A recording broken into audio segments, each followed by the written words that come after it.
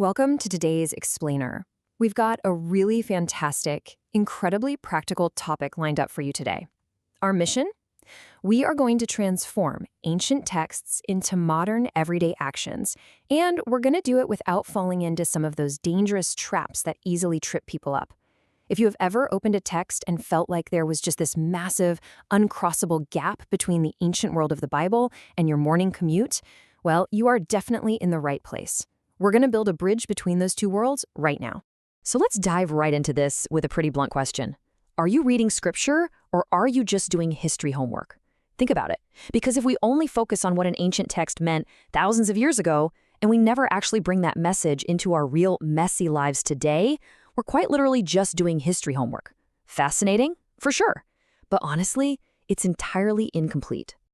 Here is our roadmap for the Explainer today. We're going to hit 4 key areas: reading versus applying, the 4-step journey, 3 keys to practice, and finally, avoiding dangerous misapplications. By the time we wrap up, you're going to have a rock-solid framework for bridging this gap. All right, let's jump straight into section 1, reading versus applying, and how we go about bridging the gap. You know, in the study of the Bible, technical theology likes to separate 2 core concepts. You've got interpretation, which is simply what it means, and application, which is what it means today. But here is the absolute crucial takeaway for us. In practice, interpretation is completely incomplete without practical application. The distinction between these two isn't there to keep them isolated. It's meant to be the bridge that connects them. We just can't stop at knowing the facts. So, how exactly do we make that connection? Well, that brings us to section 2, the 4-step journey, or what is beautifully called crossing the river of time. To get from an ancient text to modern practice safely, we use an incredible spatial metaphor called the interpretive journey. It breaks down into 4 really distinct steps: grasping the text in their town, measuring the width of the river, crossing the principalizing bridge, and finally applying it in our town.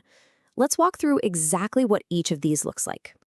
Step 1 requires us to really grasp the text in their town. We absolutely have to ask, what did the original author mean to the original audience? We can't just parachute straight into the 21st century. We have to start in the ancient world. Like, what exactly was Paul telling that specific church in Corinth about unity given their unique, specific situation? We've got to uncover that original intent first. Once we figure out what it meant to them, we hit step 2, measuring the width of the river. Now, this river represents the vast, sometimes massive differences between their time and ours. And we have to look really honestly at these gaps. I mean, the culture is entirely different. The language is different. Thousands of years have passed. Even the covenant situation has changed. Identifying exactly how wide this river is ensures we respect the historical context, so we don't just make simplistic and accurate leaps. Okay, now for step 3, which is literally the absolute core of interpretation: crossing the principalizing bridge. We take what we just learned in their town, we consider how wide that river is, and we extract the timeless universal theological principle hidden right there inside the text. This is the enduring truth. It's not bound by culture, it's not bound by time. It applied to them way back then, and it applies to us right now. And that brings us to step 4. Apply the principle in our town. This is where all that hard work of interpretation finally becomes practical, immediate, and actionable.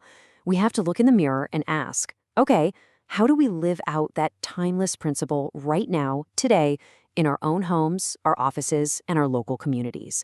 This is the ultimate destination of our journey. But now that we understand the journey, how do we make sure our application actually lands safely without crashing? That brings us to section 3. 3 keys to practice for landing safely in modern life. The first key is this: we have to look for timeless principles, not exact duplication. Remember, the Bible was written in an ancient Near Eastern culture, so practical application doesn't mean we just blindly copy and paste the ancient cultural wrapper. Instead, we apply the theological core. Here's a perfect example. The New Testament constantly tells believers to greet one another with a holy kiss. Now, if you just duplicate that cultural wrapper today in a modern office, well, you're probably getting a call from HR, right? But if we extract the theological core, which is warm, authentic Christian hospitality, the practical equivalent for us today might be a really sincere handshake, a hug, or honestly, even just sending a warm, authentic text message. The second key is moving from the universal down to the specific. A great interpretation gives us a broad general principle, but our application, it has to be incredibly specific. Take Philippians 2, for example. The core interpretation here is that Christ humbled himself for others. It's an absolutely beautiful universal truth. But as a practical application, it's way too general if we just stop right there. If your only daily takeaway is, I just need to love people more, you haven't fully applied it yet. So here is how we funnel that down from the universal to the specific. Step 1, the interpretation. Christ humbled himself. Step 2, the general principle. Christians should put others' needs ahead of their own. Still a little abstract, right? So we take it to step 3, the practical action. This looks like saying, I am going to intentionally let my coworker take the credit for our joint project this Tuesday. Or, I am going to do the dishes tonight, even though it is technically not my turn. Do you see how this abstract theological concept suddenly becomes highly actionable? That right there is true application.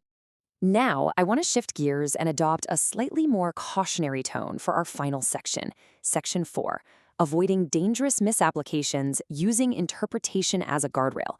Because trust me, jumping straight to application without a solid interpretation is incredibly risky. Consider one of the most famous, heavily quoted texts in the world, Jeremiah 29:11. For I know the plans I have for you, plans to prosper you and not to harm you. We've all seen this on a coffee mug, right? Well, without solid interpretation, the practical application of this verse can very easily become entirely self-serving. It is so often hijacked as this personalized promise for individual wealth or a guarantee of a perfectly smooth, easy life. But healthy interpretation acts as a vital guardrail against this. Just look at the stark contrast here. A self-serving misapplication expects a job promotion or basically a lottery win based on that one verse. But contextual interpretation, it reminds us that this was actually written to a deeply suffering community living in exile. The promise was that God would ultimately preserve his people and fulfill his redemptive covenant. So the true practical application isn't expecting a life of luxury at all. It's trusting God's long-term faithfulness during really difficult seasons of suffering.